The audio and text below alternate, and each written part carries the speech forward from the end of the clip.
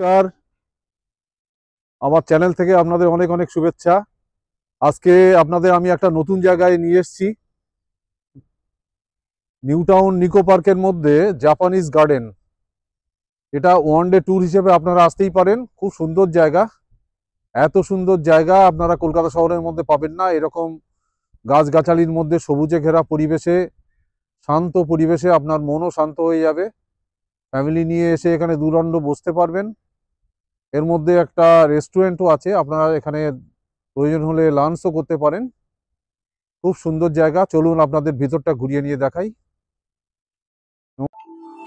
যেদিকে তাকাচ্ছি শুধু সবুজ আর সবুজ, চোখ জুড়িয়ে যাচ্ছে যেন এক সবুজ গালিচা পাতা।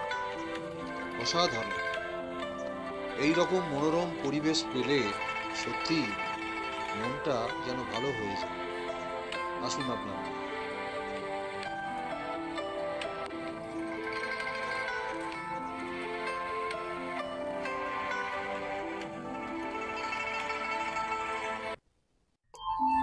দেখুন, অপূর্ব জাপানি নির্মাণ শৈলী।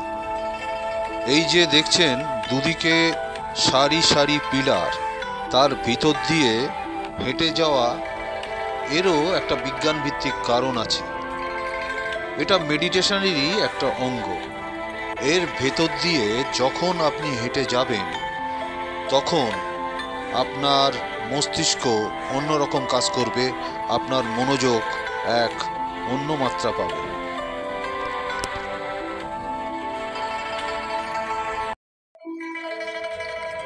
এটি মূল প্রবেশদ্বার। আপনি যখন এখান থেকে প্রবেশ করবেন দেখবেন দুদিকে দুটি করে চারটি সিংহে মূর্তি রয়েছে। গেটের দুদিকে এরা যেন প্রহরী হিসেবে মোতায়েন আছে। আর লেখা আছে জাপানিজ গার্ডেন।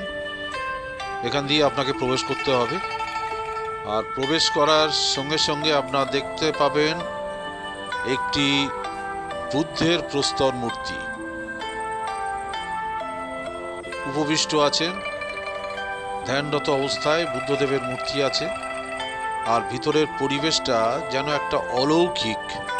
আপনি যত ভেতরে প্রবেশ করবেন আপনি একটা অন্য মাত্রা পাবেন। যে কোনো বুদ্ধ মন্দিরে গেলে আপনারা এই ঘূর্ণায়মান গোলাকার বস্তুটি দেখতে পাবেন। একসাথে অনেকগুলি গোলাকার বস্তু থাকে, যেগুলো ঘোরালে নাকি অনেক পুণ্য সঞ্চয় হয়। আমার স্ত্রী সেই সুযোগ হাতছাড়া করলেন না, সমস্ত গোলাকারগুলি উনি ঘোরালেন। চলুন এবার আপনাদের মন্দিরটা দেখাই। জাপানি নির্মাণ শৈলী যে কতটা অন্য মাত্রা এনে দিতে পারে এই প্যাগোডাটাকে না দেখলে আপনারা বিশ্বাস করবেন না। অপূর্ব নির্মাণ শৈলী, অসাধারণ কাজ। জাপানিজ প্যাগোডা, চারিদিকে শুধু সবুজ আর সবুজ। কলকাতা শহরের মধ্যে যেন এক চিলতে জাপান। Japanese garden. এই প্যাগোডার পাশে একটা লম্বা লন আছে। এই লনটার সৌন্দর্য বলে বোঝাতে পারবো না। যত দেখছি যেন অবাক হয়ে যাচ্ছি। একটা সুদৃশ্য লন। আপনি যখন প্যাগোডা দর্শন করবেন তখন এই লন দিয়েই আপনাকে আসতে হবে। অসাধারণ। জাপানি প্রযুক্তি যে অন্য মাত্রা এনে দেয় এতে কোনো সন্দেহ নেই। চলুন এবার আপনাদের বাইরেটা একটু ঘুরিয়ে দেখাই।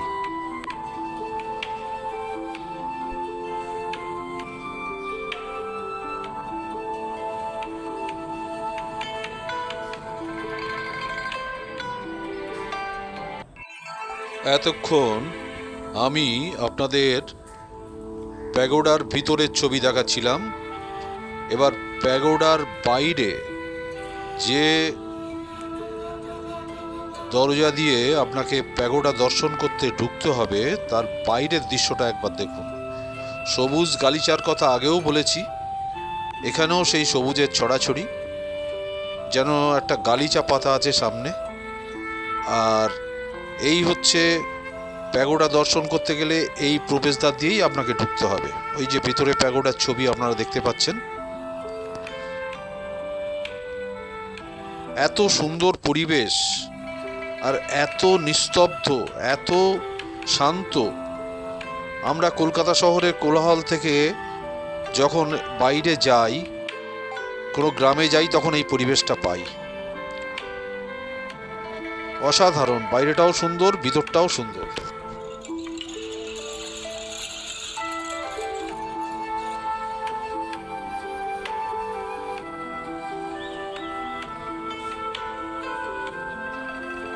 চলুন এবার বাইরের দৃশ্যটা একবার দেখা যাক। প্যাগোডা দর্শনের পর আপনারা যদি মন্দিরের পূর্ব দিকের প্রবেশদ্বার দিয়ে বাইরে বেরোন, তাহলে এরকম একটা সুন্দর দৃশ্য আপনাদের চোখে পড়বে। চারিদিকে সবুজের মাঝখানে একটা চওড়া বাঁধানো রাস্তা, যেন আপনাকে ওখান দিয়ে হেঁটে যাওয়ার জন্য আহ্বান করছে। আর আমার ব্যক্তিগত অনুরোধ রইল, আপনারাও একটু হেঁটে ঘুরবেন চারিদিক। এবার আমি দেখাচ্ছি প্যাগোডার ক্লোজ আপ ভিডিও। আর এই ভিডিওটা এই কারণের জন্যই দেখাচ্ছি, যাতে আপনারা অনুধাবন করতে পারেন যে জাপানি নির্মাণ শৈলী কতটা নিখুঁত, কতটা সুন্দর, কতটা অসাধারণ। এই ভিডিওটা দেখলেই আপনারা সেটা চাক্ষুষ করতে পারবেন।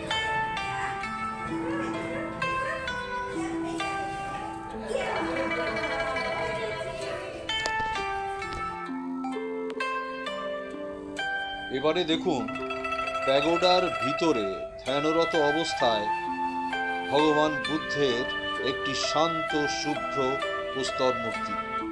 পলক ফেরানো যায় না, মনে হয় চেয়েই থাকে। মনে পড়ে যায় তার অহিংসার বাণী। এই পৃথিবীতে যদি কোনো হিংসা না থাকতো, তার দিকে তাকিয়ে থাকি অপলক দৃষ্টিতে, আর মনে মনে এই কামনা করি পৃথিবী থেকে যেন হিংসা বিদায় নেয়। এবারে চলুন আবার আমরা প্রকৃতির মাঝে হারিয়ে যাই। যে রাস্তার কথা বলছিলাম, ওই রাস্তা দিয়ে বাইরে বেরিয়ে আসলে এই রকম একটা সুন্দর দৃশ্য আপনারা দেখতে পাবেন।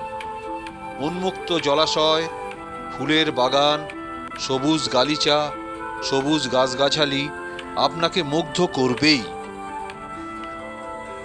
মনে হবে এই প্রকৃতির মাঝে দুদণ্ড বসে একটু বিশ্রাম নেই। সত্যি এই রকম মনোরম পরিবেশ মনে হয় আমাদের প্রত্যেকেরই মাঝে মাঝে আসা উচিত এই রকম মনোরম পরিবেশে।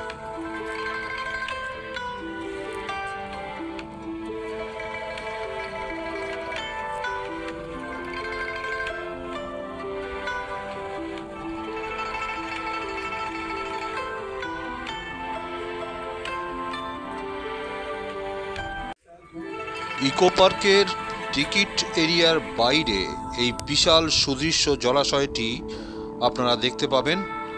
এখানে বোটিংয়েরও ব্যবস্থা আছে। জাপানিজ গার্ডেনটি ইকো পার্কের ভিতরে একটি আলাদা এরিয়া নিয়ে অবস্থিত আছে। কোনো প্রবেশ মূল্য নেই। এই উন্মুক্ত পরিবেশে আর জলাশয়ের ধারে সবুজ গালিচার উপর কিছুক্ষণ বসলে মনে এক অনাবিল শান্তি পাওয়া যায়।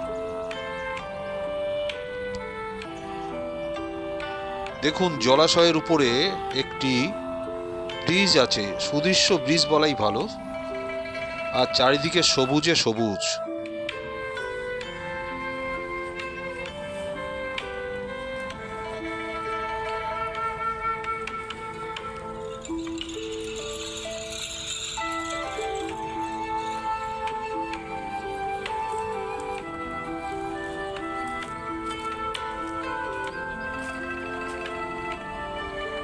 পরিবেশটা এত সুন্দর যে ওখান থেকে আপনার আসতেই ইচ্ছা করবে। আমার স্ত্রী তো ওই ব্রিজের উপর দিয়ে হাঁটার লোভটা সামলাতে পারল না। আসলে এটাও তো একটা ভালো লাগা।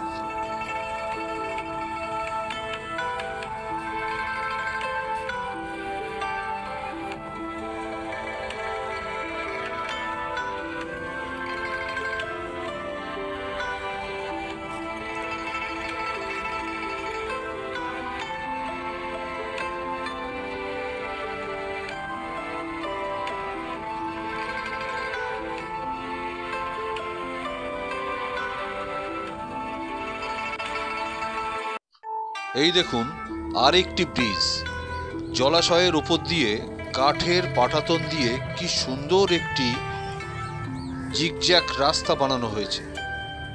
আসলে এটাও একটা মেডিটেশনের অঙ্গ। এই জিগজ্যাগ রাস্তায় আপনি যখন হাঁটবেন, আপনার মনোযোগ শুধু হাঁটার দিকেই থাকবে, মনটা অন্যদিকে ডাইভার্ট হবে না। জাপানিদের চিন্তাভাবনাই আলাদা। তারা যে কাজটা করে সব কিছুর মধ্যেই বিজ্ঞান আছে। আপনারা এখানে আসলে, জাপানি গার্ডেনে আসলে এগুলো অবশ্যই হেঁটে দেখবেন এই ব্রিজের উপর দিয়ে। এই সবুজের সমারোহে কয়েক ঘন্টা সময় যে কোথা থেকে কেটে গেল বুঝতেই পারলাম না। আপনারা যখন আসবেন, হাতে সময় নিয়ে আসবেন, দেখবেন একটা দিন ওয়ান ডে ট্যুর হিসেবে এখানে কাটিয়ে গেলে মনটা কতটা ভালো হয়ে যায়।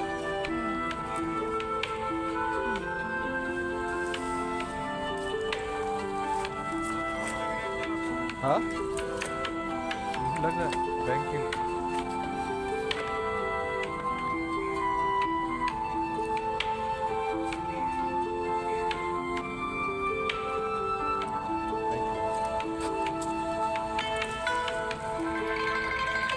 আপনারা দেখছেন ডিপি রায় ব্লগস।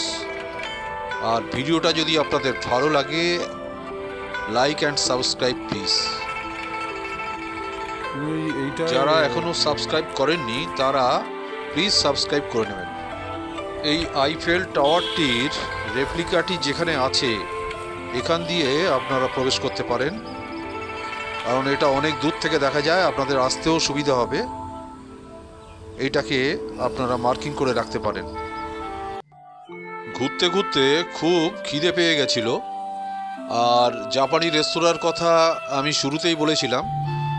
তো কিছু খাওয়ার জন্য আমরা অবশেষে সেই জাপানি রেস্তোরাঁর ভিতরে গিয়ে বসলাম। দেখা যাক কি অর্ডার দেওয়া যায়।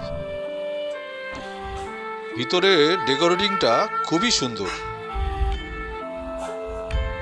অবশেষে আমরা হাক্কা নুডলসের অর্ডার দিলাম, আর খিদের সময় ভালোই লাগলো, কারণ ওরা নুডলসটা খুব ভালোই বানিয়েছিল।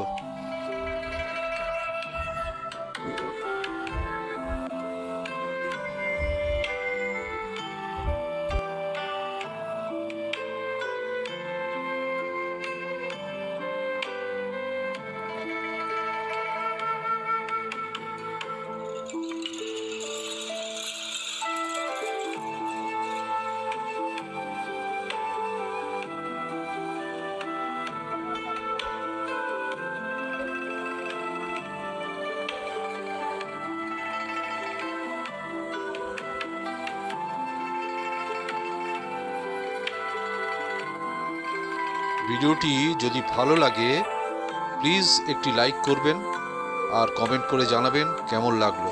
ধন্যবাদ।